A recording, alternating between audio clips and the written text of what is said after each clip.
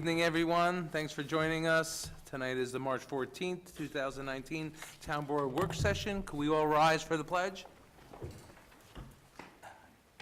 I pledge allegiance to the flag of the United States of America and to the republic for which it stands, one nation, under God, indivisible, with liberty and justice for all. Okay. Usually I don't have any announcements, but I have some tonight.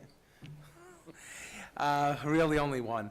Today is March 14th. It is National Math Recognition Day, National Pi Day. And Van Wyck, Arlington School Districts, Wappinger School Districts, Beacon, Highland, St. Martin de Porres, they all take part in a ceremony at Van Wyck Junior High School for math awards, and is run by Dr. Irvin Miller. He's the math teacher at Van Wyck, and it is a really nice ceremony. I usually go and make a little speech, but tonight we have a town board meeting. But I just wanted to say thank you to the doctor for always doing this award ceremony, and congratulations to all the students who received awards tonight. But that's my only announcement, except for St. Patrick's Day is on Sunday, and I wanted to say it before our town deputy supervisor said it. Happy St. Patrick's Day to everybody. With that, tonight we are having our work session, and at the top of our work session is a presentation by Mr. John Behan from Behan Planning and Design. Mr. Behan was hired by the town of East Fishkill last year. We had a moratorium on our I-zones that did not abut I-84, and we had to have a study done to see the feasibility of the properties, those I-zones. Some were problematic, some were, adjacent to residential properties, and many of the zoning that is in place in town happened well before any development came. So they were placed there, and then development moved all around it, and no one has taken a look at that since. So we are probably headed towards a new master plan soon, to redo our master plan, which is a huge endeavor and a huge cost for the town, but this is definitely going to aid us with our master plan. And Mr. Behan is going to give us a review of his work. And Mr. Behan, how are you? Thanks for joining us. Thank you for having me. It's a pleasure. And so we we have this draft report in front of you, in front of the town. And as the supervisor said, the big picture look on this, and I'm going to walk you through our report kind of in this presentation, is it does look like many of these districts were created back when the railroad was active, carrying freight and that kind of thing. The airport was out there with planes flying, and I think, so that's somewhat, the situation. So what I'm going to do is I'm going to walk you through, we've done an analysis of each of these areas, and if you could, I'd like you to hold your questions. I get to a part where we make recommendations, and that's where I'd like to have a dialogue with you as we go through each area, where we can talk about an area and have a conversation and move to the next area, if that's okay that way. Because I've got a lot of slides, so I want to kind of get through them pretty quickly, if that's all right. Sounds good. Okay, all right. Okay, so the overview, the first thing I'm going to go through the existing districts and the land use patterns. So we're going to take kind of an airplane view of each of these. So we have to get oriented to each of the maps. And then we'll take a look at the recommendations that we made for each of the districts, and then a kind of a discussion of what might be next, all right? So the purpose of the study was to look at these future land uses, the needs, look at the development trends in the area, recognize some of the concerns that you all heard probably were raised by the community. A lot of folks don't really know what the zoning is until a proposal comes in. And so that's why it's good to be looking ahead for these comprehensively, and then provide future recommendations. So there were 5 areas outside of the 84 corridor that were part of this study. And there's kind of going at the top, around 11 o'clock, we'll walk you around. So the first study area 1 was on 376, there's Sprout Creek Court, Nancy Court, and that area, right near the Sprout Creek and right near the border of the town of Wappinger. Okay, that's Area 1, so that's an industrial zone district. Area 2 is up off of 82 Ryan Drive, the site where the Superfund big problem came in, okay? And that's another kind of an interesting outlier industrial district. The third site is right near here, right in Hopewell Junction, Hamlet, literally at the junction where all the rail lines came together. And that's kind of an interesting shaped industrial district. We'll talk about that in some detail. The study area 4 was the Stormville Airport, okay, and that's pretty much that one parcel, okay, which is in that district. And study area 5 is out where our packaged pavement is, out on 52 near Leetown Road. Okay, those are the 5 districts that we looked at. So we looked at a lot of different reports that Michelle Robbins, the town planner, provided to us, and the town engineering office gave a lot of information about utilities and availability of water, sewer in all these areas. We looked at the county plan and the town's existing comprehensive plan, and we kind of incorporated some of these thoughts into our findings. The county plan is centers and green spaces, which is all about building where you can be building and kind of conserving resources where there's sensitive lands, right? In the town plan, this is the future land use map, and each of those areas it's kind of hard to tell here, but they're all called out to be industrial, really kind of carrying the zoning that was done at the time, and so that's why it's really good to be looking at this in the future. The town has, in the zoning code, you have 4 different types of industrial districts. 3 are actually mapped, and 1 is on the code books, but it's not in the zoning map as far as we can. Okay, so I-1 district is light industrial, I-2 is a heavy industrial, I-3 is a light industrial retail type of district, and I-1S is another light industrial district. I'm not going to take you through all of the analysis. There are things that we did look at. We set up a table to look at all the uses that are allowed in the districts, and each of these districts, and what's permitted, what's specially permitted. And I'll kind of give you the highlights of what we recommend anyway, so you don't have to dig into these details. But some of our findings is that there's permitted uses that are pretty intensive in the town that are allowed here as a matter of right. Atomic reactors, petroleum processing, chemical manufacturing, and things like this that really, just aren't appropriate for almost all of these areas. So that's, is something why you really want to kind of keep moving on this, acting on this. This is common in a lot of codes. A lot of codes have a land use, right, but there's not a definition for it.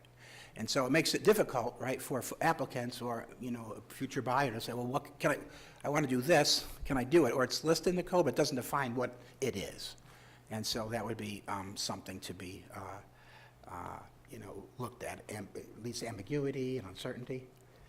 Often you'll find now, we would recommend that you'd have a code that say, here's the use and here's a definition of the use, so that they tie together. And we already talked about this, that most of these are from a prior era, and they don't fit with the current setting in general. And that's not always true, so we'll talk about that. So I'm going to walk you through study area. So study area 1, here's kind of a bird's eye view, okay? The school that you mentioned is right kind of just off the bottom of the screen, and right? And that's through 76, and you can see the, some of the uses out there. The McDonald's is out there, and it's mostly commercial retail. The state did a project here on 376, kind of a nice upgrade to intersection, right? You all know that, and introduce sidewalks to the area. I understand they're going to be doing one on the other side of the creek on town of Wappinger on Myers Corners Road. That whole road's going to be redone too, and so you're going to have these sidewalks. That system could all eventually interconnect. On the map on the left, that's the industrial district as it's framed in the town zoning right now, the outline of that shape in the air photo. And you can see the Dutchess County Rail Trail running through it. The northern part of, the top of the drawing, the map is the Sprout Creek corridor. You can see there's some farmland in there. we'll talk a little bit more about the resources, so. And this, so here's a map, so this is be the general pattern. I'll show you an air photo, the land use map, and then we'll talk about the uses. So the uses are diverse in this area. They're more commercial, as you know, and retail kind of uses. There's all the different type of uses that are in this industrial district, okay?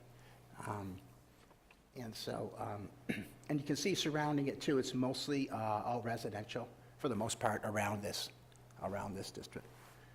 And adjacent on 376 to the east, coming toward Hopewell Junction is more retail, type of business district. Okay. And so so it's an I3 district, light industrial retail.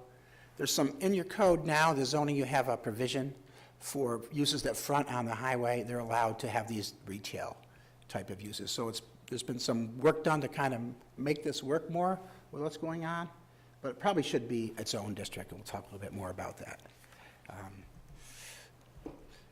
There's public water supply. There's no public sewer out here, and that kind of is an issue for, supporting more development. It probably could take more, could build up more here, and I think that's something to think about in the future. We'll talk a little bit more about that. From an environmental perspective, Fish Cove Flats, or the Plains area, it's in the Sprout Creek Valley. It's all lowland. It's a stock fishery. There's some, potential land use habitat, which is threatened species, Indiana bat. We did a whole scan of the environmental setting for each of these areas. Some farmlands, interesting kind of mix of natural areas. Got a lot of rural character, and so at the same time, it's kind of an emerging hamlet. There's a lot of, it seems to be pretty popular, and it's got some potential. These are, this aerial photo shows the soil drainage, okay? And the more green it is the better drained it is for like septic systems and that type of thing. So, except for the creek, it's not highly constrained from that point of view.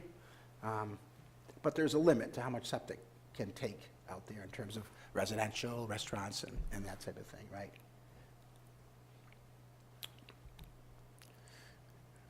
Okay. There's interesting, one of the resources we looked at was the Hudsonia. They're a wild, habitat research group here from the Hudson Valley. They did work for the town, and we looked at their habitat. There's there's a lot of really interesting and really important water resources in your town. Groundwater, wetlands, all kinds of, the glacier left all kinds of interesting, items there. This happened to be a kettle shrub pool, which, my understanding is, and when the glacier left, it would calve off big chunks of ice, right? And when they stayed, when the glacier left, and as it retreated, they would leave these marks in the landscape. Some are huge, right, and some are smaller. So that's what you'll see these probably all in town, all these different types of pools, and they become really important because they've been here for thousands of years. So animals and critters depend on them. So it might not look like a lot to somebody, like well, who cares? Fill it in, but for that resource and the different animals that use it, it's really, really important. So just to be noted.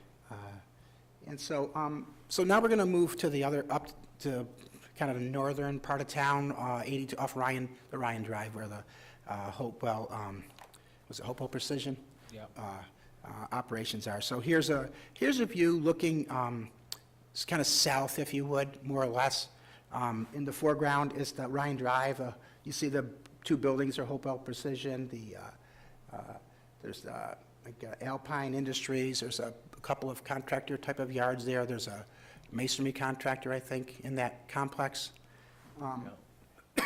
I'd say some of the businesses there have done a nice job of screening and landscaping, even though they have kind of more intensive uses. And so, but it's an interesting outlier that you have all around it, and you'll see in a little bit. It's all residential around it.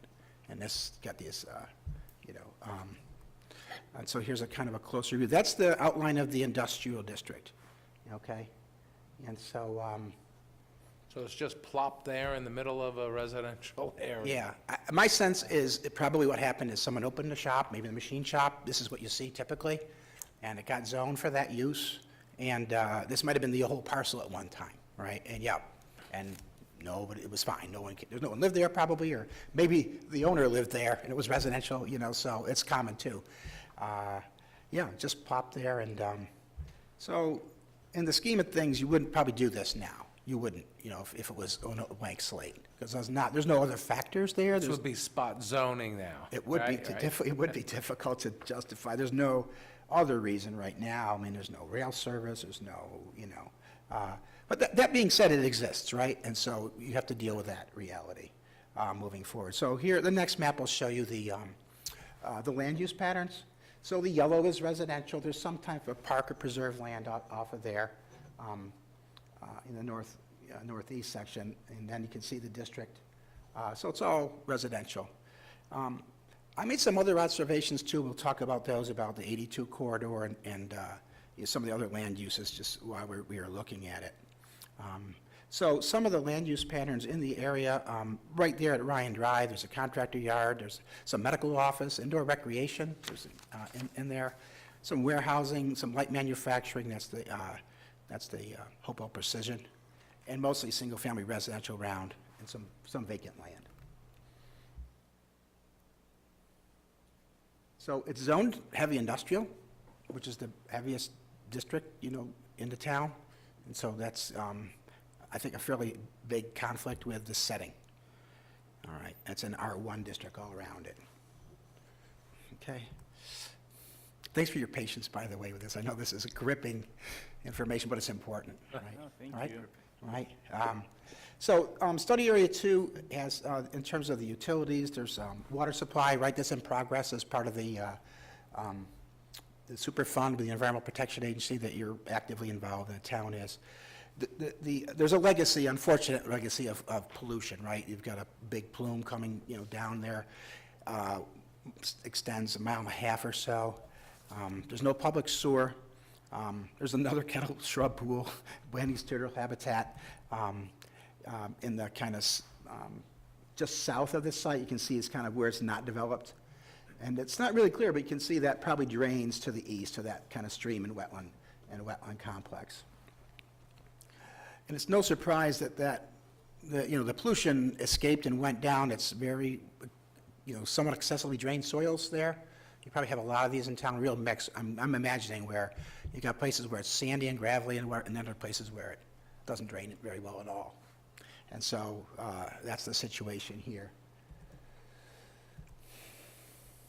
So now we're jumping. We're going to jump over to the Hopewell Junction, and this is a view looking. Let me see where we are. We're kind of the west side of 376. Well, there's your house. I can see my house from here. Yeah. There you go. Good. You got this aerial photography figured out. Yeah. So here's so it's an interesting area, right? You got the old, kind of storage, scrap, kind of vehicle storage places. The north side and the south side are kind of different. I should say the north, or maybe I should call them east and west. Anyway, west being filling up most of the screen, and east being where you can see the warehouses, and Williams Lumber is on the other side. That's 376 is the highway dividing there. Yeah. So we're all on the same page. My imaginary laser pointer. Okay. And so here, this is a map of that's the industrial zoning district as it is shaped, which is very interesting. Okay. And those are you can see the uses, the kind of commercial. There's one really industrial kind of use in here. Yeah, it's very interesting. It's probably been whittled away. Well, it's just the way the patterns were, right? You've got a lot of residential in there that's kind of mixed, that's been there for a long, long, long time. All right. Here's a bigger view of the patterns around it. But you all know way more than I do. This area's seen a lot of change. You got the residential development. Was it Hopewell Glen over there? You've got you can see the curved green line kind of going through the middle. That's the Dutchess Rail Trail. Okay, and then where the big purple area extends, that's the Metro North property owned by the MTA, and that's going to be extended within the next couple of years. That's going to go all the way down into Putnam County. This is going to be part of the Maybrook Trailway, and that's going to be a 25-mile run of that. And actually, it's going to go all the way to Manhattan. That trail is going to connect to the Manhattan Greenway, Hudson River Greenway Trail in Manhattan. And so that's going to be a really, it's going to be a real big kind of amenity to the town. It's going to, because you've got, it's going to connect you to the, really, you could ride your bike from your house, Counselor, to New York and back for the day. Bike. Yeah, you gotta, yeah. I don't think he's ever been in New York. He could walk too. He could walk if he wanted. All right, so, and it's also an area that has a lot, so this is an area that has a lot of opportunity to kind of revitalize. The whole hamlet itself is part of the whole hamlet, right? And so we see that. But this area is interesting too. You can see the green. That's part of the, I think the Rod and Gun Club, the Roadkill Club there. But it's also a lot of confluence of some. You've got two streams. You've got on the bottom is Fishkill Creek, and the top is the Waterkill, and a lot of wetlands and floodplains in this area. So it's a very challenging place to have industrial zoning, you know, and some of the uses and the vehicle storage in there is something in the long term that you're not going to want to continue, we don't think. We could talk more about that, but because of the water quality issues, among others. Okay, so we'll move to the airport next. And so here's the district. It's basically that parcel, okay? So the land use patterns around this are, open land, vacant land, residential is around it. That's the property. And further to the east is the correctional facility, right? But right around it is really pretty much open land, natural land, farmland, okay, all around this property. And it's quite scenic, as you know, through 376. The whole road, as you keep on going to Beekman, Poquag, it's 216. 216, I'm sorry, I said 376, right, thank you, 216. Again, this too, you've got, Beautiful, yeah. it's a beautiful road, right? And a lot of history there. And again, I guess we should say we're blessed, you have water resources here, okay? You've got floodplains and wetlands. This is from the mapping that we secured. There may even be more extensive than this when you actually look at like site-specific information. But also interestingly, this property, this piece of landscape, the land is excellent in terms of the soil type, you know, and that's not a big deal until you try to do something that has not good soils, and you see how expensive things can be when the soils aren't good. For right? development, right? For development, for anything. This is really interesting from that point of view. I don't have the soil, I didn't put the soil map in. Let me just back up a little bit. Let me see if I can. Can I go?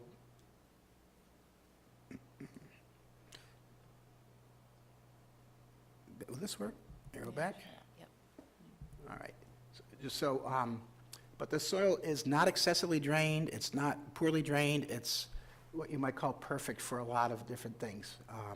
So there's very little development constraints on the airfield area itself, you know, in terms of what it could support. So the fifth site was where packaged pavement is, and up off of Leetown Road. This shows you, the yellow line is the boundary of the actual district, okay? And you can see pretty clearly that the actual industrial activity is bigger than the district, Yeah. right? The area that you're seeing there that's the actual parcel, okay? And so that is something to look, we can talk about that as well. The area around it is mostly, again, residential. You've got a small commercial area as part of it as well.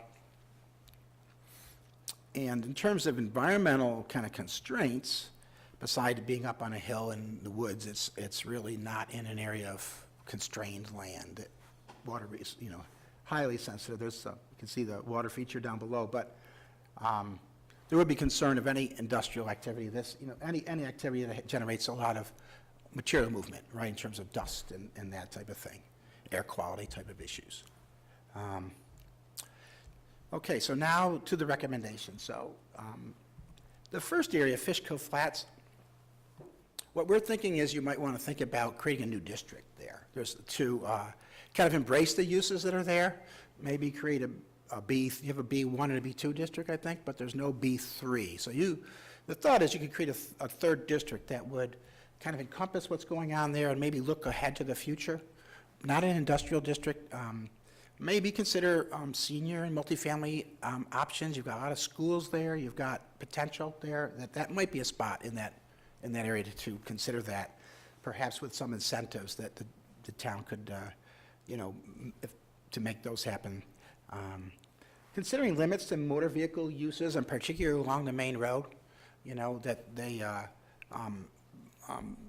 that there'll be probably pressure for those, but maybe you want to find, you've got some there, but that could trend to become a negative over time, especially, if that becomes a predominant use. You may want to consider design guidelines for this, I call it an emerging hamlet center. It's got a lot going on. You got the sidewalks, you've got some nice shopping plazas there, you've got schools there. It could be given a little guidance as to what the town would want along the road in terms of shade tree planting, lighting, and then looking ahead, working with the state, encouraging the state, I think, to continue the work on 376. The sidewalks and that type of thing would be a plus for the area.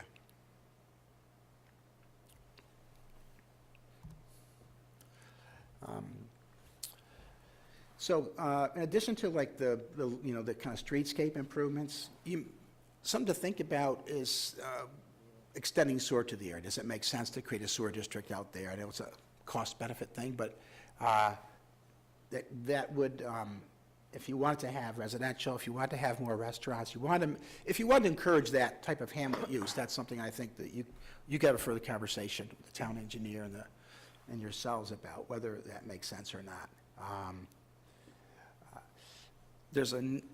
If you look beyond this area, there's a lot of nice rural character. You've got the equestrian center there. You've got a lot of farmland around it. You've got some really nice. There's some beautiful historic building, right near, backed up near this. Got the Sprout Creek there. So it's an area I think you want to think about how you protect that character. Okay, and I think some of the landowners, working with them, if that becomes an option. In other words, you may not want to develop every square inch of this. I mean, the net gain might not be worth it. Another thing, too, from an economic development point of view, is building on the Fishkill Flats identity. It's got a really kind of a neat, some history and some really nice identity. It's a part of the landscape that's pretty visible, and maybe that's a way that maybe it's promoted as a place, Fishkill Flats.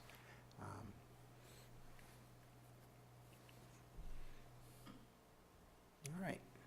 So Ryan Drive, the Hopewell Precision in that area. So our thought is to limit the land uses here to non-industrial commercial, okay? Phase out the industrial uses over time, require landscape buffers to protect neighboring properties. Some folks are doing it, and I know the planning board probably does implement that, but you might put that into the code, makes it more clear what's expected. One thing we noticed was Route 82, and you look at, there's a lot of residences, people live in this area, a lot of people live in this area. It's a big residential community out here. And I don't know about you, but if I was a kid or I was a family, I would feel pretty trapped out there in terms of, how do I come here to get a piece of pizza or whatever? You may want to look and work with the state to look about that corridor. I think it's an important corridor to connect into the town. There seems to be room along the highway. Especially you look at right across from the water main work that's being done, right across from the Phillips farm, on the west side of the road, big spaces, and as you go up, it's really not constrained. It doesn't seem to be constrained, so there's room. And I would think that's something to look at. I mean, that to make a beautiful pathway on one side of the road right into town. Maybe working with the Dutchess County transportation folks and the state. Bless you. That's really not an industrial issue, but it's more of a land use kind of issue and the transportation. And the other thing, too, you've got that, you can't help but note that beautiful farm in the distance of the aerial photo, right? And it's, and, you know, we've done a lot of work on farmland conservation with a lot of families in towns in the state, and you know, a lot of us think, oh, these places will be like that, and you know they won't forever. So what an you know, I don't know what their plans are, but it's an opportunity. And this, I think, Supervisor, ties in with the idea of the comprehensive plan update as to how to, it's really not right to think of this in isolation, but more toward the bigger picture of what the town wants to, you know, do in the future. But we know these places won't protect themselves, right? They'll get developed someday when one generation often has to pass the land on. If you're the generation inheriting, you have a fiduciary responsibility to make all your brothers and sisters, if you would, whole, and that's when the time when it has to change. So it is beautiful. It's pretty interesting. There's probably other properties too like this in town that you'd want to look at together. But it was really beautiful property. So moving to Hopewell Junction, the Empire State Trail is part of, I think, the future.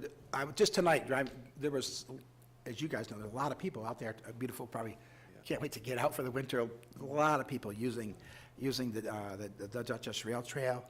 I think it's an opportunity to, you know, capitalize the bigger hamlet. You've got a nice hamlet, you've got a lot of things for people to do in this part of town. Those uses, I understand the businesses that are there, that some are more kind of a more long-term than others, like the lumber yard, you know, and but others are just using the land for storage of things, and that can happen anywhere, really. And I think you'd want to encourage cooperating with those folks to say, well, you know, is this really the long-term best use of the hamlet, center of town, now that the railroad's long gone. And also, I get this sense that there's some properties there, some vacant properties, some commercial properties that aren't really fully they're not reaching their potential. If you had one kind of redevelopment that was really nice, that would set the stage, I think you could have a lot more for an economic vitality in that area. So this is an area that should not be industrial, okay? This should be some type of hamlet mixed use, right? It should be part of a bigger plan, and the uses that are there, they're important uses. Those are jobs. It's about finding other homes for those uses that, you know, you would never say, oh, please come and put that use. If you had like a residential kind of mixed use hamlet, you wouldn't say have those uses come in. You wouldn't allow them, but they're there. So I think it's you know, working with those folks to move them to find a different spot. And then some other things, looking ahead, you know, where can people park? You know, maybe there's some things can be done. It'll probably take some creative zoning and kind of economic development work to make things happen here. Enough incentives for folks to move, maybe increase what people can do that's not storage of vehicles and storage of, you know, equipment and storage of, those kind of things. And have the zoning say, you know, clearly that, you know, what the town's thinking in the future. And, you know, when that happens, anybody who has an existing use, typically, they're allowed to maintain their use as a pre-existing use. Anyway. And a few other thoughts.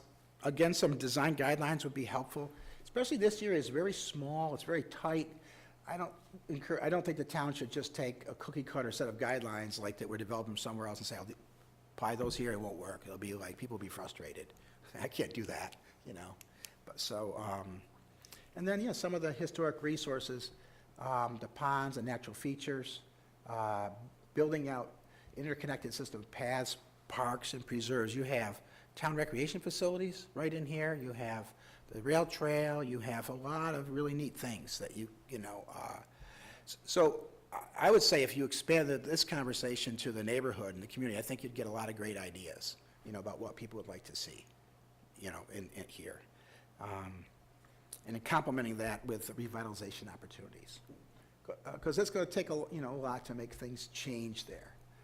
And some things you don't, you know, I'm not saying change, what I'm not saying, don't think change means telling folks, you know, it shouldn't, the neighborhood, the residential, that should, I think you've got some nice residential neighborhoods, but just kind of the business side of things should change.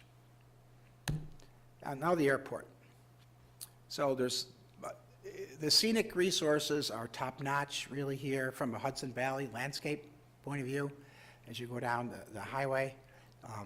We're thinking that you should foster land use patterns that are more residential and open space in nature, not industrial, okay? I mean, the industrial is way off course on this property here, especially with what you can do, as you know, in an industrial district. Replace it, we're thinking you should have a new, like a planned development zoning district. Because it's a unique property and it's got such a unique history, it's not like you can just say, treat it like a generic residential subdivision property. I don't think that's what you'd want to, you don't want to do that here. That would be, I think, not the right thing to do. I think you want to look at how to conserve those scenic resources, provide some incentives for the owners to take advantage of what's there through a system of zoning incentives, okay? So, and we wrote some recommendations, some ideas on how to do that in your code, okay? So, and then open space conservation design with more compact. So what we're thinking is like along the road side, for example, you wouldn't want to see the backside of houses there. You'd want to protect that. The natural resource, the water resources. You could have a lot of different things here. Large-scale athletic fields, and even those could kind of disappear behind the hill. You could have, I'm just saying, we're saying a kind of a, and I think there's, because it's a single ownership, you really want to work with that, collaborate with that owner as to what kind of uses would make sense. We just, orchard, cidery, I mean, one could, if a farmer was interested, you could do a commercial use there. You could have an inn. You could have catering, reception. I think you want to open up the door to a whole direction of uses, but none of which would be damaging, I think. It would be complement the residential and rural character out there. And so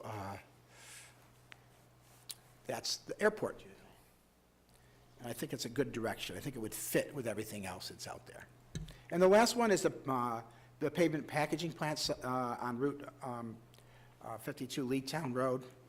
I think it's the company's name is Package Pavement, but we kind of made it more generic, but it really is a single use. Our thought is that's been there for, looks like over half a century, okay? And so, and we have, from talks to the folks in the town hall, there's not been like a lot of complaints about its operation. And so really, the couple of things we would want to recommend is that that zone should be, you should require a buffer. Make sure that there's a strong buffer in there. They have the land for it. Expand the boundary now because the boundary doesn't match where the existing uses are, the industrial uses beyond the boundary. But as part of that kind of move, added requirement that the town is an interested party in all the environmental permits that they, and compliance that they're doing, with the state, with the Clean Air Act and dust and that type of thing. I'm sure they're filing for those things, but the town should be aware of those and be an interested party in those. And then there's a nearby business district that also, we don't want to ignore that because we should look at what that should be as part of the whole area. And one more thing. So we made some related observations. So and this is part of the conversation I had with Michelle, the town planner, is there's a lot of folks doing business in town and interested in coming to this part of the Hudson Valley, contracting firms, landscaping companies, these kind of companies. And what they're doing is like any business person would do, looking for a site that you can acquire and develop. But what happens, that creates problems because your town, you've got a lot of residential neighborhoods in this town, and you've got some industrial districts and some that allow these things. And it's, what we're thinking is if you want to not discourage some of those businesses that are coming to town, maybe there's a spot or some spots in town that would actually make sense for them, where they're not conflicting with residential, or they have easy access to 84 or the highways. It's not the high-end business iPark, that you want to develop. There may be there probably are some spots that would fit that bill, that you could actually, allow those type of uses. But to have them allowed scattershot throughout all these different highway corridors is going to be probably a net negative for the residents and overall values. And you could do something different. So that was just this kind of related thought, to take some pressure off of these other areas. And then next, just moving ahead, next steps, depending on what you want to do, you could take our report, and you could process our report as an amendment to your comprehensive plan, right? You could say, we're gonna amend our plan, here's the industrial, this part of the industrial piece of the town. You could also, as the supervisor mentioned, look at updating your whole comprehensive plan. And one thing to think of is the idea of a strategic update to the comprehensive plan, which, what I mean is, you can have a comprehensive plan that looks at 17 different items, but I think when you're looking at 17 items, it's not very strategic. It's kind of overwhelming. I would suggest you think about doing what I would call a strategic update, which is outreach to the community and say, what's the most important issues to you? And you as the town board and the town planner, let's narrow it down to, we're going to try to update strategically our comprehensive plan. Maybe it's, whatever those issues are, 4 or 5 issues. And focus on those, because I think the agenda that will come out of that will still be overwhelming, but yet maybe it'll be doable. And that's what I would suggest that you do. And it's not that you're ignoring other things, but don't get into that depth, because I find the comprehensive plans that try to be so comprehensive. I think if you did research, at least anecdotally, what I've seen in the state is those giant plans don't necessarily even get acted on. It's like they sit and it's like overwhelming for a town. But when you do a strategic update that focuses on a few things, I think you'll find that you can have a prioritization list. You can figure out how you're going to pay for things, et cetera. And that's really what we would recommend. In terms of this, though, this piece, just processing this, develop zoning to go along with it, take it as one package, and you could move it along as one item, updating these industrial districts. Okay, so get the, kind of take these recommendations, write the zoning code around them, and then just adopt it as a zoning amendment. So what you do is, right, you'd have a joint, you'd amend your comprehensive plan and you'd amend your zoning code, and that'd be, do them together, And an informal review process with stakeholders would be good too, as we kind of talked about a little bit. Thank you, everyone. Thank you. Yeah, a big town. Big town. Yeah. Yeah, it's a big town. A lot going on. A lot to look at. Now, I have a couple of comments with the number 3, the Hopewell Hamlet area. Okay? Did you take into consideration, we have just passed new zoning amendments there, which allows mixed use. Okay. So with that, so possibly we would identify some of the parcels that are industrial, possibly, if the town board wishes. Yep. And to rezone them to that, to make them a mixed use. Yeah, We right. could do that. You could, yep. And that would encourage those areas, like you said, some areas of that town that they have storage, cars, and, other equipment, business Right. equipment and other things. Yeah, right, I right. think that has the greatest potential, that area. Yeah, Oh, it do- wonderful. Yeah, it does, yeah. The problem that some of those neighbors have had, because I know them all, Yeah, okay, they wanted to develop that for years. okay, And the people that are causing the problem are the county and the railroad. They have a legal right-of-way through those tracks, yeah, I see. but the county won't recognize it, so the parcels never got developed. Interesting. So that's, down in that area, there's a lot of wetlands and You said the everything in there. MTA has a right-of-way through there? No, the people that bought the property. Oh, the people that bought the property. Have a legal right-of-way through there, but the county is not willing to give them permission to develop it Right, I see. across, to give them access to it, even though they've got a legal right-of-way. Right, I see. That was, the way that purchase went down years ago is, Oh. But the MTA still has some sort of property there as well, right? well, the Or property, they have- yes. I mean, that's the original railroad. Yep, right, yeah. Trains still go by there. Yeah, I believe they I let see them go about like one twice a train, year. I see about one or just to let two it trains go. a year to Yeah. keep the Yeah. road, the Maintenance. track Right. open, because Yeah. there's still talk of connecting that all the way to, Beacon. Back to Beacon. It'll be like, Beacon and they want to Connecticut make it and like a everywhere. weekend line kind of thing. yeah. Right. Yeah. So there used to be, trains. there used to be trips out of Connecticut that came down every week. Yeah, well, I know the rail Years ago. trail plan, they're gonna, the Maybrook Trailway, they're gonna keep that whole line open all the way, from Putnam County up through here and back. That's one line that's gonna, the trail, it's gonna be rail with trail. Right. And these are all these things, this possibility of them extending that, or opening those rail lines again. Yeah. Or the trail, that makes all the properties more valuable. Oh, yeah, right. All the town properties. It just increases the demand. Oh, yeah, well, if you had passenger rail, you'd be home of the world, right? Or if there was a shuttle to Beacon where that goes yeah. to, Right. down to the city. So, in general terms, you have more questions, Zach? No, go ahead, I'll. In general go. terms, while you were talking about the considerations for all these sites, Yep. have you taken into consideration also the fact that we have a big piece of property, the old IBM Global Foundries? You know, you've been mentioning how to create and change these districts, but right now, I believe the town board is really concentrating on filling those spaces over there. Right. And a lot of what you mentioned is exactly what we want to put there.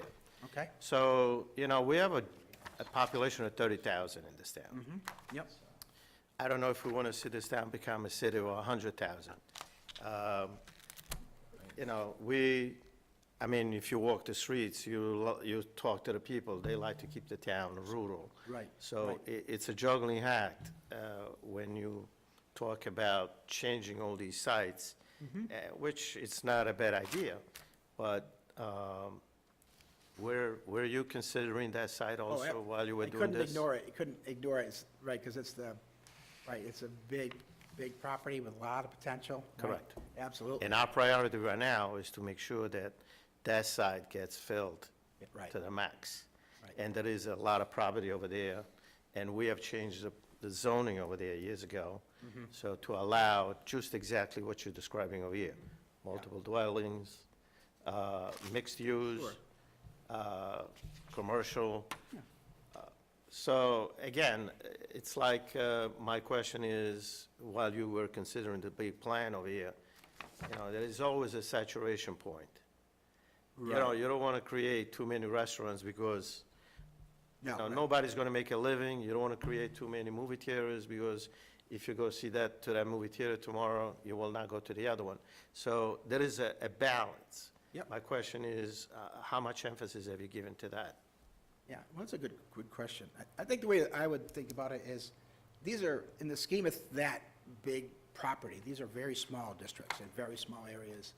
And the thought, my thought was that, like, for example, here in Hopewell, the Hamlet Center, that you want to incentivize the change to happen here. It's going to be different market. It's not, I don't think it's the same character as what you have in the I district. So someone who wants to live in the Hamlet, the old Hamlet, is going to be probably not, it might be a little bit different, you know? And so, and it's not going to be huge numbers. I think we're not talking of, I wouldn't think if we, it hadn't crunched any numbers, but if you looked at the numbers, which you would, I'm not thinking it's not going to be like thousands of people, you know? I think you're maybe talking a project or two, right, that would help, like the Hamlet Center. Now, it's important to think about. I think that's the scale, though, right? You know, and of all the districts, I think this one is where, you know, you'd want the residential more.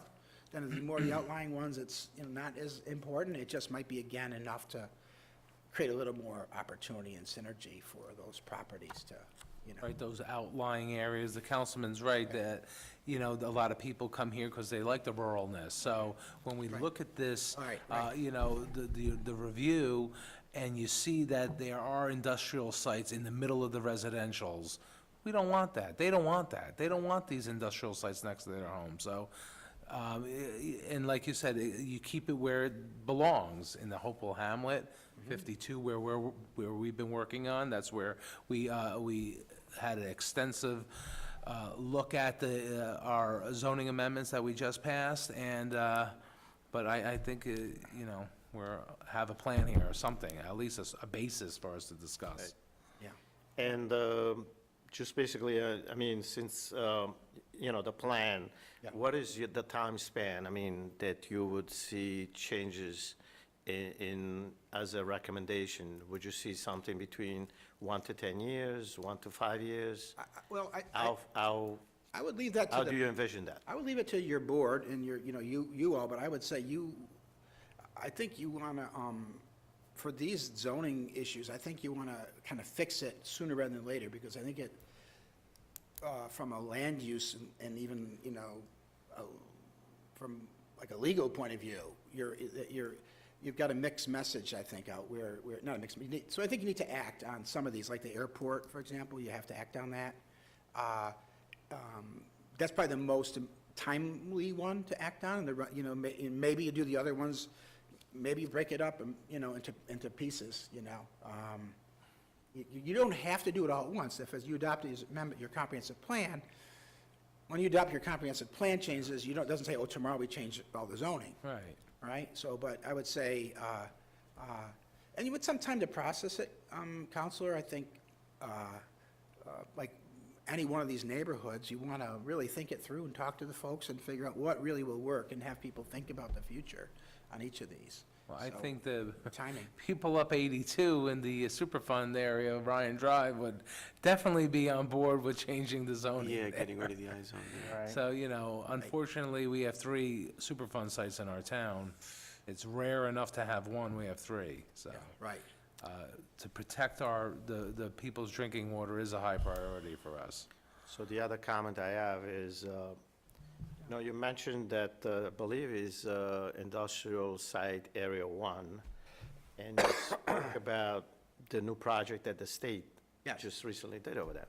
Right. Well, that took 16 years in the making. So when you ask us to partner with the state, I mean, we would love, and I mean, we would hope, but it's not calling and them answering to our call real fast. So,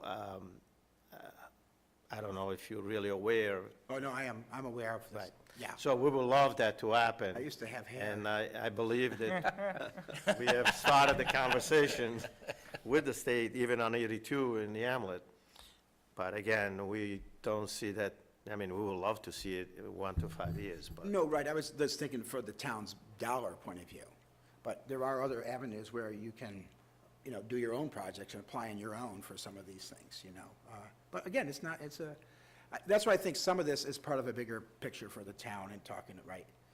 No, I know how long things take us.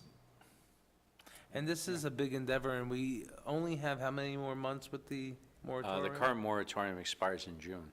In June. So I would suggest, considering this is a lot to take in, Right. maybe we should extend it a few months so we can, get a better handle on it. And also, I think there was a couple areas of town that we should also reexamine, since I think we all agree that those industrial sites in the middle of the residential zones, there's a couple parcels that I didn't think we hit upon. Maybe we should look at those also. Yeah. So, No, I think, just looking quickly, yeah, you've got other industrial areas that are, maybe that's not the best designation. Again, a message Right. you might not want to have, it may not be the best value for anyone, right? But in the same token, Yep. if you take away all the industrial land, should you be adding industrial land back in another area Is it town where it's better zoned? Well, Is it's, it required? Yeah, is it required? yeah. Well, you Well, can't wipe out all industrial no, land in the right. town. No. Is what I'm saying. We have one of the largest industrial properties in all the county. But that also gives that one guy a monopoly on all the industrial land in the town. So if you want to stay in that type of business, and that's the only spot you can go to run business, Right. your type of business, You Yeah, know, but we if have a you're- lot Like, of- for instance, though, if I may, you made a point about like small contractor yard, landscape yard like that. right, like a zoning for That that. really doesn't fit into iPark's model and probably the West Campus Right, but model. it could So somebody where- else's land so, that's you out know, there. So where are you going to put those type businesses that makes sense? Yeah. Well, that's why, what I do suggest, and that should be something to look at, because I think there are some areas that, Because, you don't have to make a balance, because like the supervisor said, you've no, got. not foot for foot, or, you know, not No. acre for acre, but. Right, in fact, you can zone land industrial, doesn't mean you're gonna get any industry, any real industry anyway, I mean, right, I mean. Yeah. But the kind of uses that practically you would be getting and where to accommodate them. These are, I think some of these areas are problematic for that. I think that's. So I'm where going to you bring another scenario that, just to what he was talking about. Our area, you have a lot of small contractors. Some of them have trucks. Yep. You have landscapers, you Sure. have people that cut trees. So we have kind of, with the town, asked them to remove some of these equipments. Yeah. They are running out of space. Right, And if we put additional constraints, and like Peter said, where, you know, I have a responsibility. Absolutely. I can't shut the doors to these people, because they are part of my community, but But I think one thing you said, I think is probably something we should give a lot of consideration to, is the creation of these areas for the smaller contractors, where it would almost be like a cooperative type thing, where multiple ones can share a site, because I think. That would be very A good. park or whatever, because we are, you know, throughout our residential districts, we're having a big impact, and we see it in complaints and code enforcement Yep. of people converting residential into that, because we do have a lot of homes with large parcels, and so they're a small contractor, and they're putting things, and we all agree, I think we need places for that use, but it's not necessarily in our residential zones. Correct. So maybe some of the,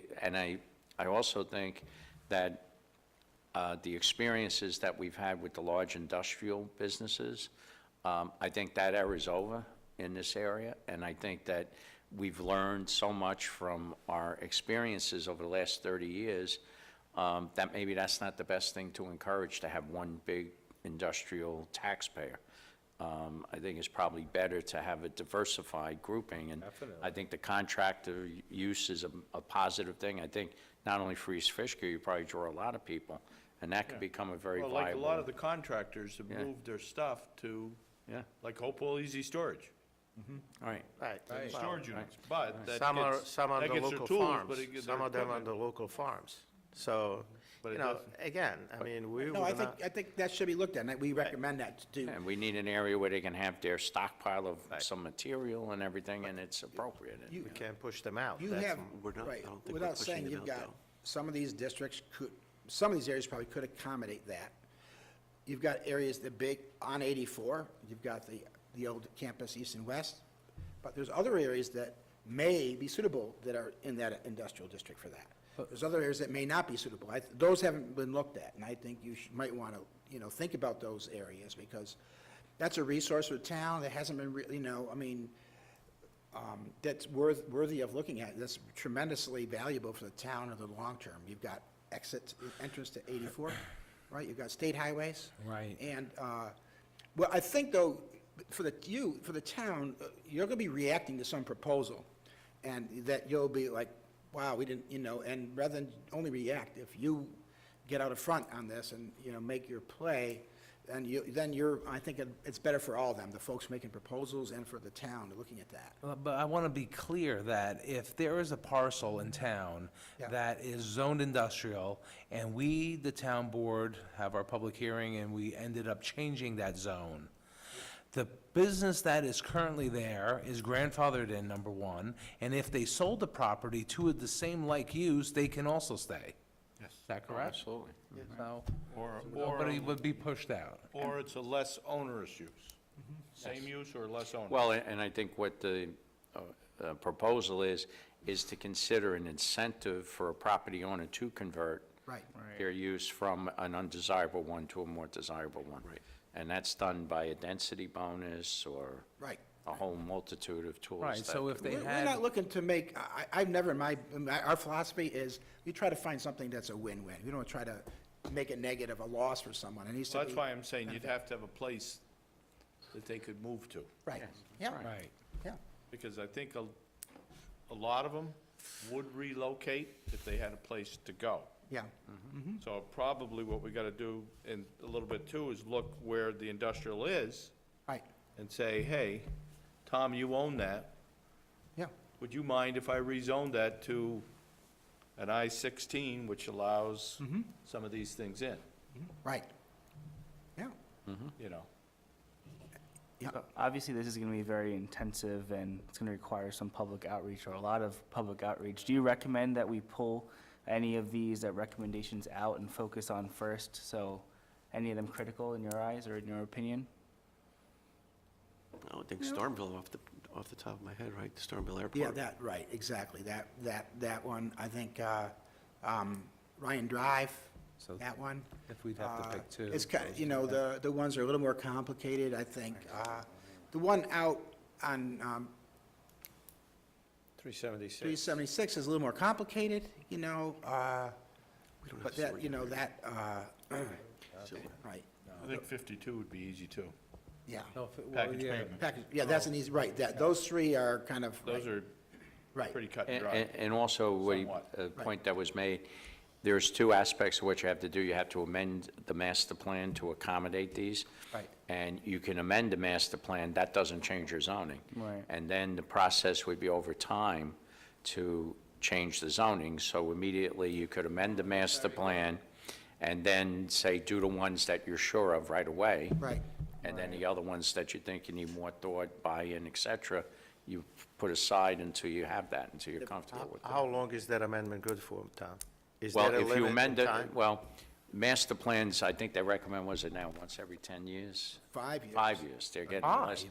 They recommend And- 5. And the importance of a comprehensive master plan is that provides the basis of defending why you zone property a certain way. So the older it is, the less likely your zoning is supportable. So what's proposed here is not redoing the whole master plan, but to at least adopt this report, a study of these districts into the master plan, and then you start to Right. pick and choose which areas you do it. And as pointed out, sometimes you do a $200,000 master plan, and you only adopt 3 of maybe 200 proposals. So, you know, but at least your master plan's been refreshed. Right. Because no, thank you, Tom, as well said, but I think this report, we set it up so you could use it as an amendment to your plan, as it is, and so. Good tool. That's yeah. it, right, no, and it's something, we want to make sure it's something usable now, and then you can do the zoning. And looking ahead, I think some of these issues too, take a bigger look than we did, right, quite frankly. We were trying to be focused on these issues, but I think the bigger look, you get a different answer when you look at it from a bigger picture, right? So I think Yeah, that. sure. And I wouldn't discourage you from you know, I know the comprehensive plans, we've done more comprehensive plans, a lot of different comprehensive plans, and some of the best ones we've done, they're all good, no, but they're very strategic, they're very focused to your town, you know?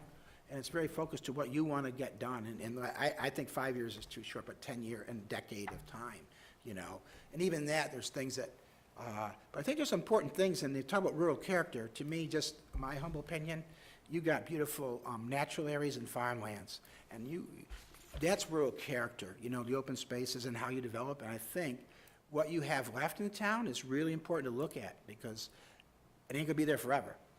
You know, and so something to really look at, and if it's gonna develop, what should it be, and how should it be developed? Right. Because those are, Prudent development. get out ahead of those, and, you know, it'll be really worth it, I think. And the other final thing I'd like to advocate is, when we did a master plan for the town of Henrietta, which is in Rochester area, it's where, RIT is, right? And, the supervisor, first thing we did was we did a survey of the town residents. We sent to everyone's mailbox a questionnaire and asked them what was important to every single person, because we all hear what we hear, but that was scientific. It was 100% sample. It was interesting. We got, I think, we sent out 15,000 of those, the town did, with a mass mailing. They got like 40% of those back, almost half Wow, of them back. that's good. Unreal, the amount of participation. And it was really interesting because I think it provided kind of what everybody thought, but not really. There's some interesting things. It's, you know, there were like 3 or 4 items that really popped up of importance to everybody. And it was really good, I think, for the town to have that. Because you don't get that data from anything, you know, and if you write something like that, I mean, it's like, that's information that, and it becomes really like, wow, people really feel like these are really important, you know, and it's good, that, you know, it's good great information, you know. And I say the town, there's some things that they thought that people didn't want, weren't important. Well, they turned out, like, one thing was preserving farmland. And they did a zoning, an industrial zoning thing where they rezoned some land industrial. Wow, they backfired, big time, big time. They couldn't keep the people out of the room, you know, so many people. And it was, 'cause it was a well-intended effort by the town, but it was only looking at one issue. And so they stopped and had to retract, and it cost them a lot of money. That was a lot of money of going down a path that wasn't really Feasible. yeah. feasible. Wasn't really, it wasn't big, they didn't look at the lens properly. That's why, you know, the big picture. So I think it is time to look at the big picture for you all, and You know, it's funny, just as a last comment, as far as the airport area, yeah. many of the local residents over there, they put out a lot of comments. And Okay. one of the most comment that they came out with was, let the town buy the property. I mean, I don't think the town should be in the business of buying property, but what do you think? I mean, this is a lot of the comments where, Yeah. you know, for the town and the taxpayers to buy that property. What is your thought of that? No. I think there's a role, I don't know about the town buying a particular property, but I would say, I would want to look at the whole town. You know, you gotta look at your whole town and all the different, you know, opportunities there are. But sometimes a town can, if you would, take a role that the people want the town to take, all right? And I'm not saying buying that property or not buying a particular property, but one of the towns we work with, town of Pittsford, they, right next to Henrietta, it's, let's see, St. John Fisher College is there, a couple, goes to the other, Nazareth College is there, right near Rochester, kind of a affluent community on the Erie Canal, historic, a lot of farms, 30,000 people in the town as a population. They were seeing every single farm was getting developed, and the town finally said, well, it got to one farm they never thought would go. It was the Lusk Farm. It was right at the edge of town, and they always thought, oh, Hal Lusk, he's going to farm it and his brothers forever. Well, when the father died and mother got it, and she had all these people, she had a fiduciary responsibility to do something with her estate, she sold to a developer. And no, nothing wrong with that, right? Sold to a developer. But when people saw that farm go, it was like, wow, every farm is going to go, isn't it? It was like, yeah, it is. And so what the town did is the town said, they did a study, we analyzed it, we did a fiscal study of the town if they built out every farm, and it was going to actually cost the taxpayers more money to support build out of every single property in the town than to do some kind of conservation. So what the town did was they said, well, look, let's figure out which of these farms, who wants to protect, who wants to keep farming. Let's rate them. Let's see which is the most important, you know, in terms of the farm future, the natural resources, the value there. And they did the rating of all those properties and all those things, and they identified 7 family farms, 7 farms that they want to protect. And the town,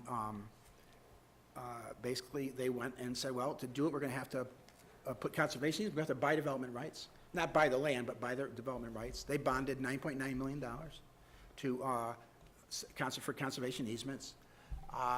They got grants, they got like $3.3 million in grants to help fund these easements. They never thought all the families would come in, eventually every family, they protected all those farms. They protected Wow, that's 12 acres of farms. Now, that was done when my son William was in my backpack. He's now lives in Albany with his girlfriend, 24 years later. They paid off the bond. The land is in conservation easement. It's all still being farmed. It's, and so you have, and it costs the taxpayers like $67 per household per year for average for 20 years. The town board voted for it. They did it. It's done, you know, and so, because they planned ahead, you know, and because they were really hit hard by that, you know, they saw what was happening. So I think that's my answer is, your town is different. I'm not sure what's right for your town, but I do think there's a role for the town, because the town is the people, and the people may want this to happen. You might be the only way it can happen.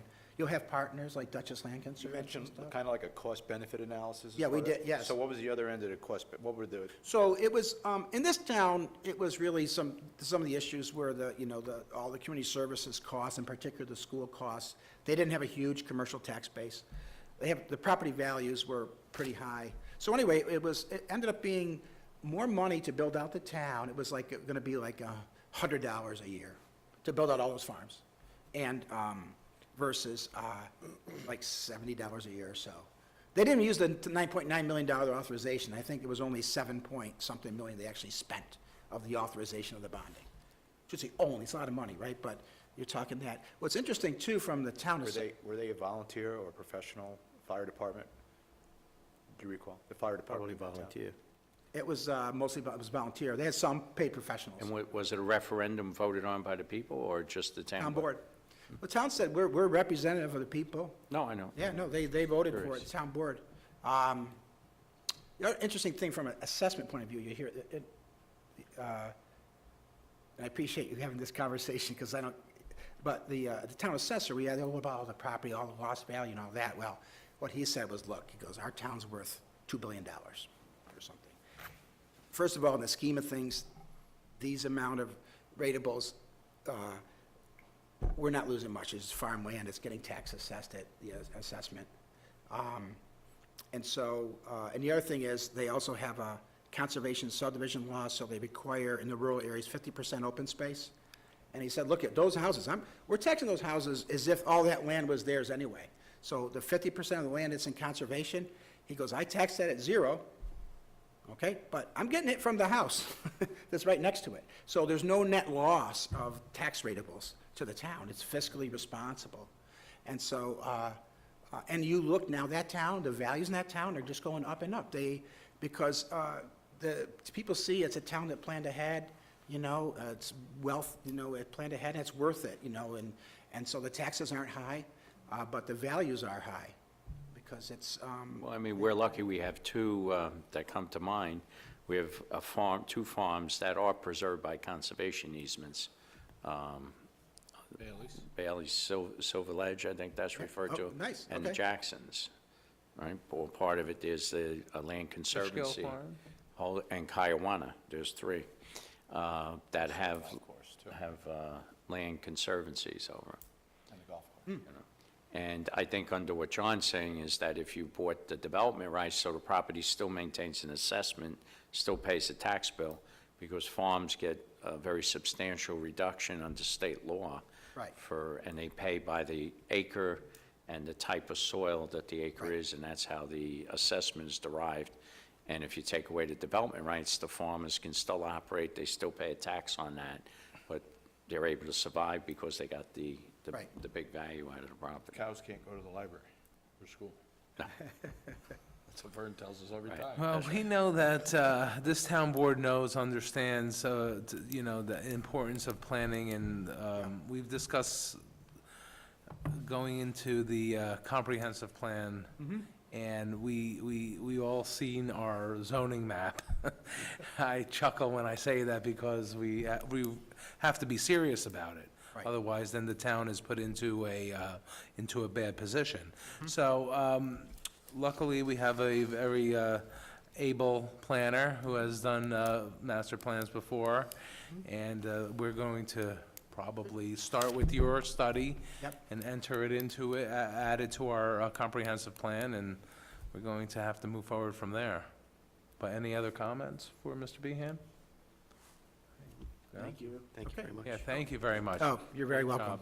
So I'll get back with you, I'll discuss with the council persons, and I think that we possibly will need to expand the moratorium maybe a few months, and maybe a couple other areas that you could take a look at for us, Okay, good. include it. Well, thank you very much. Thank you. Thank you. Yeah. Happy St. Patrick's Day. We're all Irish for a day at least, very right? good. That's right. Good. All right. Michelle, this is for you. All right. Okay, next discussion. Well, next on our agenda is a discussion for water and sewer reservation fees. So, this has come about recently. So down the 52 corridor especially, we have a finite amount of water to be distributed because we have not gotten Full allotment. the extra. Fishkill.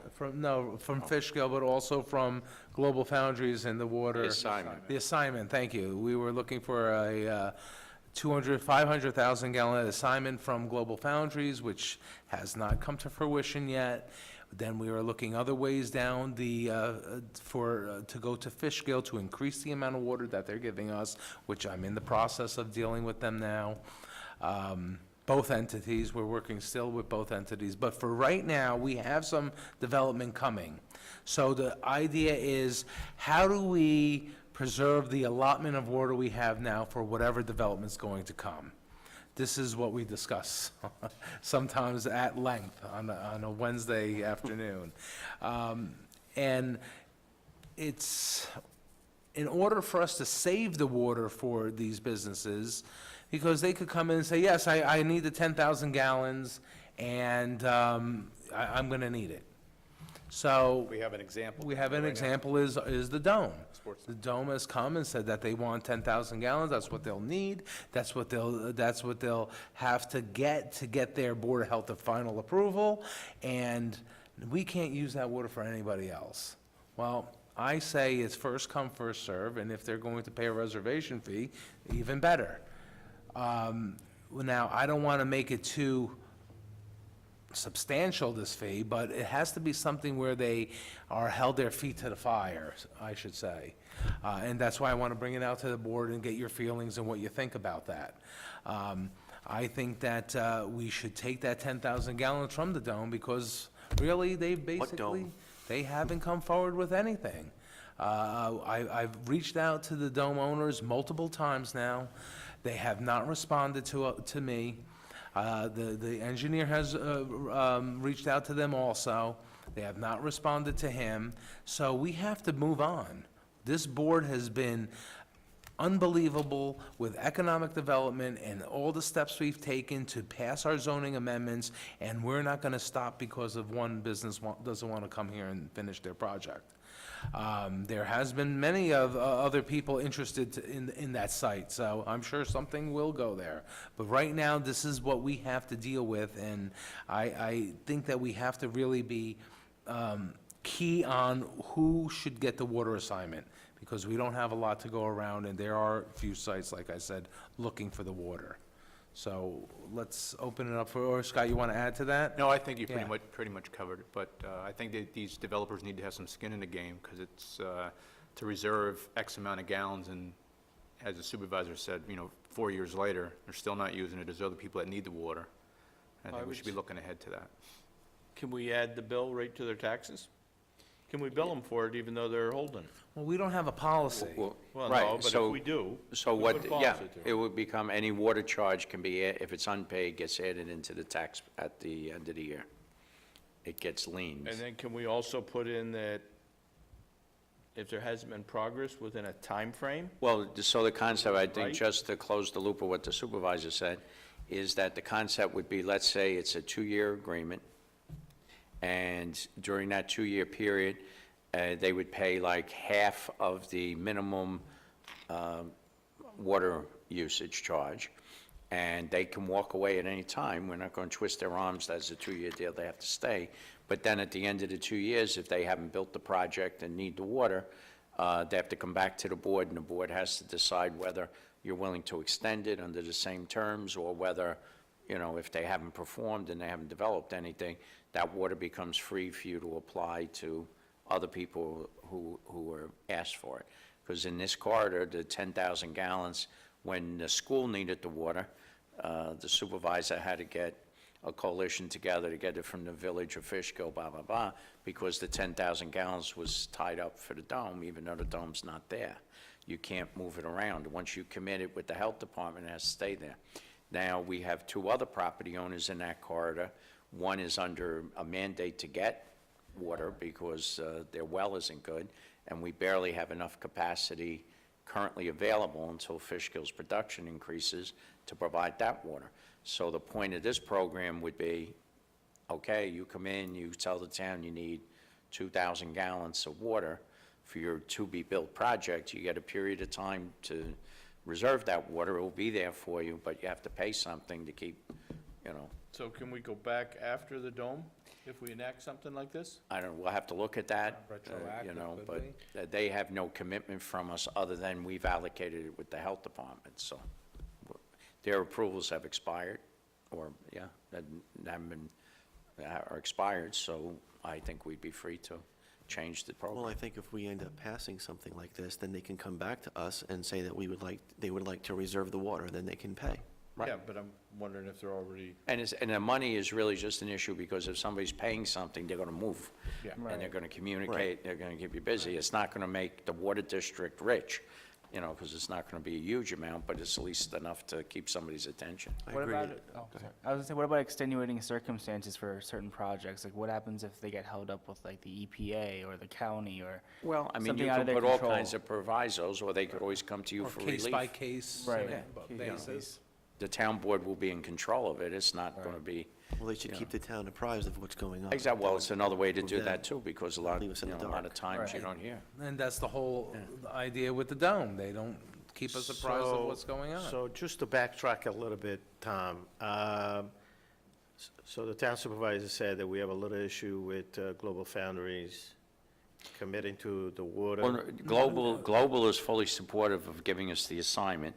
They've gotten bogged down with the Dutchess County Water and Wastewater Authority Okay. and with the Poughkeepsie Joint Water Water Board. Board, right. And the fight is really between those two entities, because they're requiring all kinds of, And that is why they're not committing to correct, releasing. Global Right. would sign What it tomorrow. was. Global will sign this assignment tomorrow, but those other two agencies have to work out their issues. So it's like I've mentioned at many meetings that they get 2 million gallons a day, take or pay. They're paying for it. They're only using 1.5 million gallons. So we said, give us the other 500,000. Well, the Dutchess Water Wastewater and the Poughkeepsie Joint Water Board say no, because they want us to buy an additional 500,000, because they want to get paid more. But that is, So, so Can the Global problem over solve here, the problem over here is not just local. The problem is Well, no, the that will- county that is Yes. kind of holding us. But that's for the global water. The water that the Right, dome is committed is from From Fishkill, Fishkill. from the Shenandoah line. Correct. And the problem we have there is that IBM, when they built the Shenandoah water system, paid Fishkill about $1 million to reserve 80,000 gallons a day of water for the town of East Fishkill. Because of chloride issues in their well system, we can only draw 35? 40,000, yet we have a contractual arrangement with the town of Fishkill for 80,000. So the health department won't allow us to draw more than 40, and that's the precious 40 that we have in that corridor. so if I was to get that extra 40, then we'd be okay. So this is a temporary fix. This is not something. Okay, well, maybe for the foreseeable future, but beyond that, you know, beyond the 80, if something Oh, yeah, comes in- beyond the 80, somebody right. comes into the West Campus that needs 50 or 100. If we got the assignment of the 500,000, then I don't think we would need to have this sort of Right. reservation are we fee. paying for 80? But, so when you say the assignment, No, we pay what we No, we can. pay what we like when you use. say the assignment of 500,000 is from which entity? From Global, from the So county again, water. this is a temporary fix to kind of alleviate some problems, Well, but we cannot. It could be a temporary fix if the board wanted it to be, but the other side of the argument is if you have a water system that has an excess capacity of 10,000 gallons of water, do you want to tie that up for projects that may not, you know, they say, I want the water. So this is a program that would ensure that that already produced 10,000 gallons is going to be used. See, there's a scenario, like in talking to the Fishkill and the Village of Fishkill, if they were to get us more, say, above the 80,000 gallons, they want a commitment from us that Yeah, right, that that's they're the gonna other get, hand. they're gonna get That's paid because right. they're in the same boat. There's other people that want that water, And, you know, if you want us to reserve it for you, you know, you have to pay for it. We're not gonna just hold it for you and, you know, 5 years from now, you're still not Once they using it. commit So to it, so it's they- Right, it's They the have exactly. to have same, the it's the wells same and thing. everything So going. like I said, that when I entered into these negotiations with Fishkill, and they wanted a 5-year plan of our water. It's very hard to come up with a 5-year plan of how much water we're gonna need, but they want a commitment of how much water we're gonna want, and then they're gonna wanna get paid for it, take or pay. So it's the same only way scenario you that guarantee we it'll be wanna available. imply. So, you know, it's gotta be, you know, the town isn't here to make any money on water and sewer, and we don't. And the town wouldn't benefit any money from this reservation fee. All those fees would stay in the water district and benefit those users. So if they come later on and they enter into the water district, then they're gonna benefit back from their own money. So, but I think we have to impose something to get these developers square and straight. Hold the feet to the fire. Yeah. So the county wants us to purchase the 500,000? With the assignment, they would rather us not take from the water that Global Foundries is getting because it's already paid for. So if we would enter a contract to buy more, they're getting more money, you Tell them we'll understand? do that as long as we get our sales tax money back. Right. So would we pay So- Global for that water then, not the county, if we got it? Well, We there's would- a water district. Because Global has agreed, they would assign us the 500,000. Right. They'll pay to take or pay. So if, and their hope is that we would start to use, say, 100,000 gallons, which lessens their cost because now we're selling it. Until we use the 500,000, they'll pay the difference because they're already paying it. We'll pay Still for better- what we use. Still better for them. So regardless. it's better for them, And but for it's good, us. and it's For good us, for yeah, us, yeah. we get the water. But as the supervisor said, the Water Board and the Dutchess County would prefer to have a contract for 500,000 more. So Tom, ideally, if we had that site fully rented out and operational, this problem with the water would not have been a problem at this time, correct? We would have water for everybody over there? In Global. We would in need the iPark assignment. And Global. now iPark has, A separate agreement. you know, their agreement, iPark for the existing buildings gets water from Global now, and that's unaffected. Of the 500,000 assignment that we want, 300,000 would be for National Resources, and the other 200,000 would be for us to use maybe on the West Campus or along the 52 corridor. Because the other issue that the Dutchess County Water Authority has raised is that when the water line was built, state money was used to benefit the IBM site. Right. So they, every now and then, take the position that that water can only be used on the original IBM site. So that's why we couldn't get the water for John Jay High School from them, because that wasn't originally part of the The IBM dome site. could take that water. But the dome could take the water because that was once part of it. So there's a lot of bureaucratic things that, and we've asked the county to go to the state to confirm whether or not the state would waive that, because the pipeline's, 20 years old? And, you know, we think they would, but the county has not done that. So they're considering us extraterrestrials rather than be Right. part of, Instead of working with us, yeah. crazy. And this started, I mean, this is a 3-4 year, More, it's 4 or been 5 discussed for years. 4 or 5 years, and we're almost still at the same point we were when we first started discussing. Yeah. Buy our water from Putnam going forward. So what does the board, how does the board feel about this? Sounds good to me. I agree with it, yeah. 100%. So You know, we're if, thinking, If the dome is The not same would doing apply to anything with sewer that as well, water, you know. Right. you Yeah, could put especially it to we better can- use. Right. I'm right sorry, now. Scott? And sewer as well. And it'd Oh, be and for similar sewer policy also, for sewer because there's a capacity. capacity It's a there finite also. amount of sewer. Right. So we could draft a proposal for the board. Yeah, so we'll work on a proposal that I'll forward to the board and you can review, and this has to be a public hearing, Tom? No public hearing, but adopted at A public meeting, resolution, yes. okay, so we'll prepare it for Now, the this board to isn't just review. gonna be, this is gonna be more generic, it's gonna be for town-wide for. It would be for any water system or sewer system, Any- Yeah, Within the town. townwide. right, townwide, wherever there's a reservation of water or capacity, yeah. Okay. Okay. Okay? And just for my lack of knowledge, this is only for businesses, right? Not for residents, or would it count for No, you residents? get some developments that come in, like, Yeah. water and sewer too, so like Hopewell Glen, well, that's a bad example, because they built their No, own. but if it were coming in But there. if I For a were to, if larger I were to go, development. wanna go build a house somewhere, and I buy the property and, Yeah, but if you're building a single home, usually you're in a water district already. okay, They won't But need the if it's a capacity. development to come in, then yeah. okay. Yep. Yeah. And most people with a single-family home will come in, apply for the building permit and connect within, a few months. So, Right. yeah. I guess the only thing I might add is, just not that long ago, we did the connection fee. We updated it for 19. And this aspect really didn't come up at that time, but moving forward, we may adopt something now, but I think moving forward, we discussed to incorporate it all into one policy, maybe for 2020 and moving forward. That would all be part of that Yeah, one and policy. periodically, what we do, we And just do annual updates. Yeah, update our, Fee schedule, whatever. yeah, the fees, how we configure the, what was it, the Connection. reservation for the fees? sewer?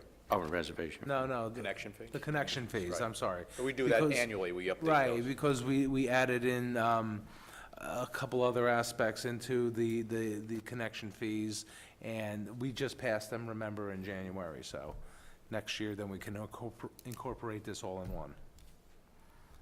Anybody else? Any questions? I mean, if in case we need to amend during the year, Tom, we could amend some of those fees. Oh, absolutely. Yeah. Absolutely. Okay, number 3 is, the engineer is gonna give us a little, review of the Hopewell Hamlet filter building. So people have been asking about what's going on with the water line here across, and what happened with the, water in the town last Friday, was it? Thursday. Last Thursday, there was a water main leak in town, in the Hopewell Hamlet Water District, and what happened is one of our contractors, who is digging to put the new pipe to connect the Hopewell Hamlet filter building to our wells across the street, hit the main, which unfortunately, we are looking right now on their plan that they had, didn't have the pipe on that plan.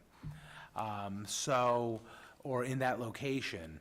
So people were asking what it was, and that's what it was. And we had it fixed under 4 hours? 4 hours, yeah. About 4 Unfortunately, we hours. couldn't isolate it, so. Yeah, it was hard to affected the hamlet, isolate, yeah. but we There was a valve that should have isolated it, but it didn't work. Go ahead, It you can opened, explain. it opened and closed, Right. and you could close it down like you're thinking it's working, but it didn't hold the pressure. So we had to shut it all down, and then we had to, repressurize and Sterilize, sterilize. sample, 2 rounds of 2 sampling. rounds of sampling the Board of Health requires, and we had to send boil water notices out to the businesses, which, everybody was all upset about. But these are all procedures that the Board of Health requires the town to comply with. So we complied with everything, so Yeah, no, everybody it's just one of knows. those unfortunate things. But we had bids out for the expansion of the filter building, and Scott, you want to? Yeah, we got some On that. comments just the other day from the health department that we thought we were pretty much done with the plans, and that we moved forward with the bid, because we were trying to get the project done by the end of this year for the EPA to try to meet their schedule, even though that schedule, as it turned out, got delayed a little bit by the government shutdown. So anyway, we had tried to push forward with the bids. We got comments back on money from the health department more than we anticipated, so we decided to postpone that bid 3 weeks so we could respond to those comments, so that we would not be looking at change orders with the contractor for, changes after the fact. So nothing really all that significant. It'd probably take a week or 2 to get them, returned back to the health department, and I think we have a new bid date of April 8th for this April project. 8th. And that's the 4th component of our multi-phased improvement program, which is to expand our current treatment building, replace the old fire pumps that are well beyond their life, and put new treatment in for the new wells across the street, and that'll supply the EPA project, Hopewell Glen, and the Hamlet as well. So that's estimated to be a $2.5 million project. That's basically almost tripling the size of that filter building, right? Yes. So it's going to be filtering a lot of water across the street. We were fortunate, very fortunate, to have very good yields on those wells. Yes. And as far as this project that Supervisor just mentioned, that's nearing completion. That brings the raw water from the well field to the treatment building. We did another project on Fishkill Plains that we're just trying to get the equipment signed off on from the health department. That piece will be done. That brings water from like Unity area to Fishkill Road, which will supply Hopewell Glen and the EPA. And the tank we did about a year and a half ago, put a new tank in.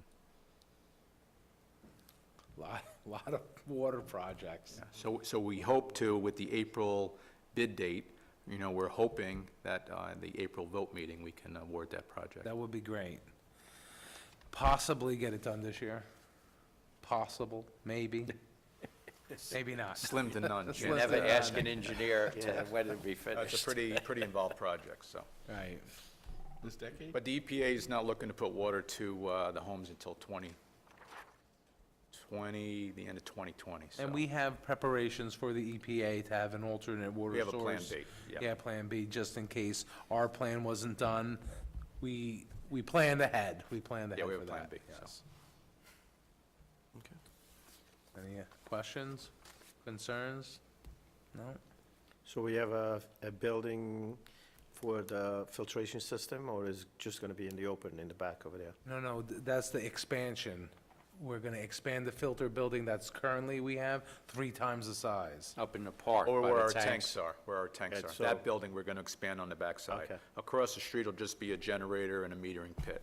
Just to push the water, that was the pipeline we ran underneath the, 376 here, that goes to the back So towards. this company over here is going to take care of also that facility, or, No, that's a separate bid. okay, And unlikely it'll be that company, it's a different type of work. okay. Okay, You're gonna be remembered for all of your water projects. lot of water projects, lot. Water is like gold. I just wanted to mention that we sat down with the highway superintendent, the town engineer, comptroller, attorney this week, discussed about paving, upcoming paving. We did add $100,000 to the budget this year for paving, which unfortunately is just a drop in the bucket. And you really don't get much for the amount of budget that we have. It is very unfortunate, but we are trying to stretch it wherever we can.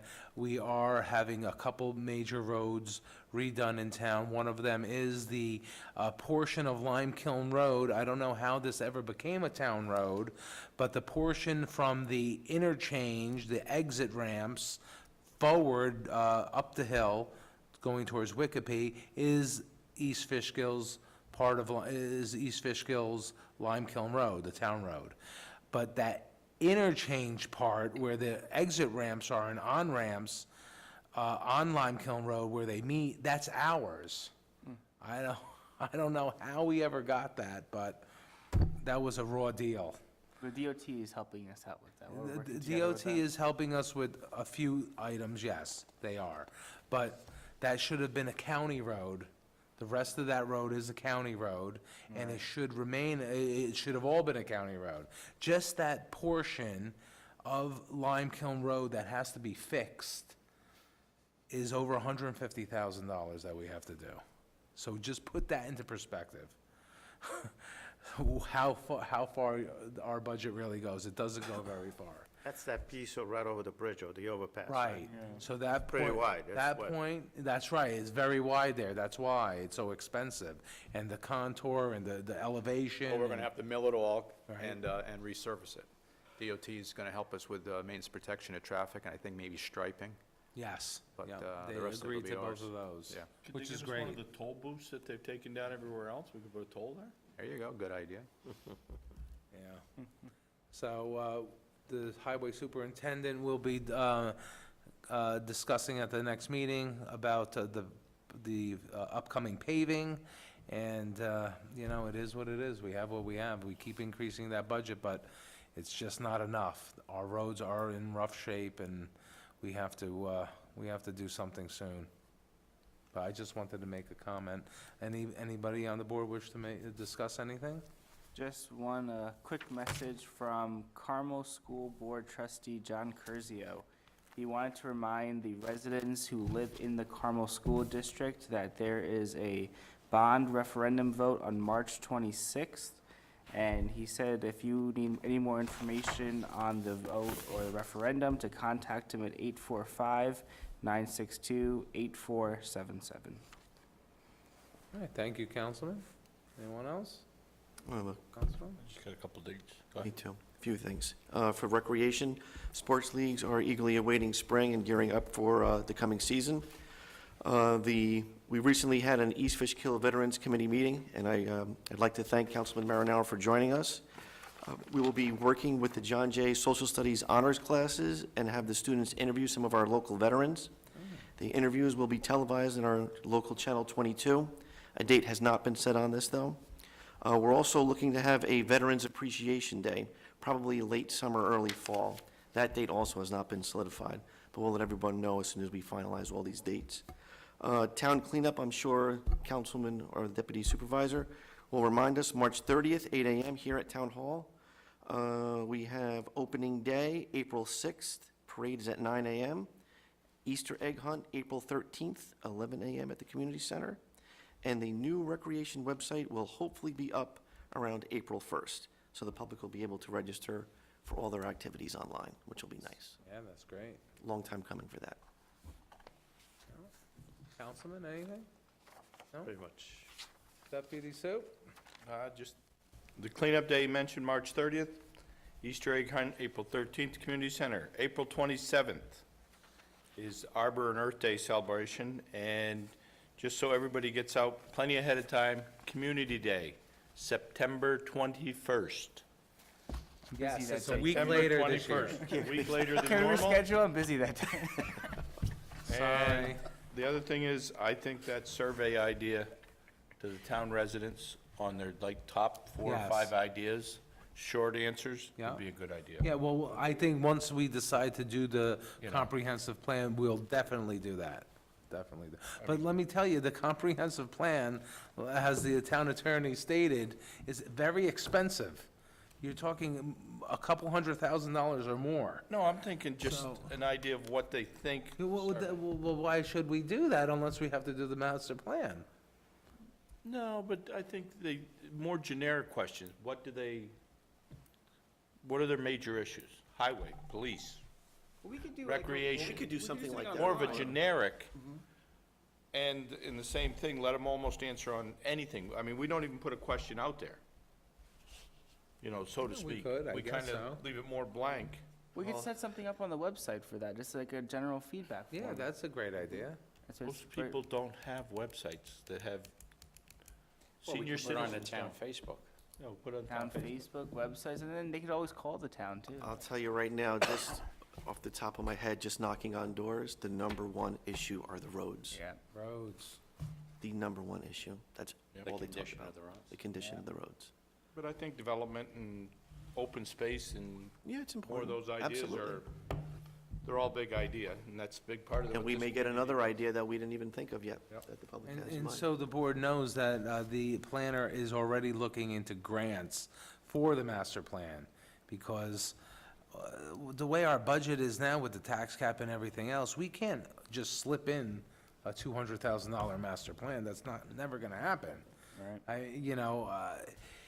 Of course, we want to make sure we're up to date and that we're sound, we have sound footing with our plan, comprehensive plan, because then we can get challenges legally, correct, Tom? So we have to make sure we have a responsibility there, but it's, 200,000 for the plan, 200,000 for more paving, So she's looking into grants As as far we as the speak. master plan, isn't that something that, even though the gentleman said every 5 years, but can the master plan, instead of looking at it every 10 years or 5 years, be something that we look at it constantly? And Well, it's supposed to be couldn't like a be so living. costly. It's supposed to be like a living document Correct. that's Like a budget. updated. But the key factor is state law says it's a comprehensive master plan. So if you're going to adopt the plan, it has to look at all of the issues and all the aspects of it. Our last master plan was, I think, 2001, and there may have been a little supplement in 2005.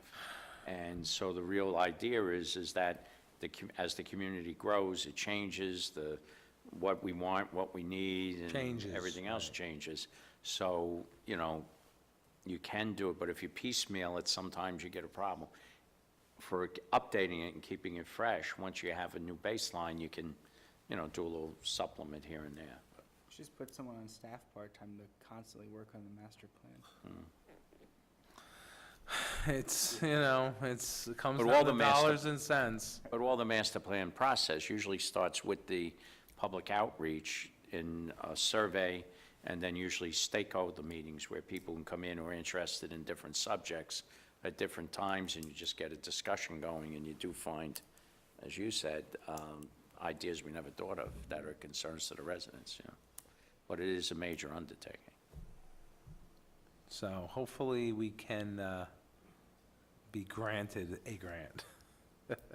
Last one I just was involved in was about $375,000 in planning fees, because, you know, you have to study, it's all statistical, gathering maps, meetings, and coordination. It's not, but they got a grant of about $200,000 towards it. That's pretty good. Good job. Half price. Yeah, if you think of it like that. One estate of one, but But, Don't ask Mark for $200,000. anybody else have He's gonna anything tell to you say? No, I just want to wish everybody a happy St. Patrick's Day on Sunday. Enjoy. The parade is Saturday Wearing in New any York. green. Wear your green. And that's it. Our next town board meeting is March 28, 2019. And motion adjourned. Or adjourned.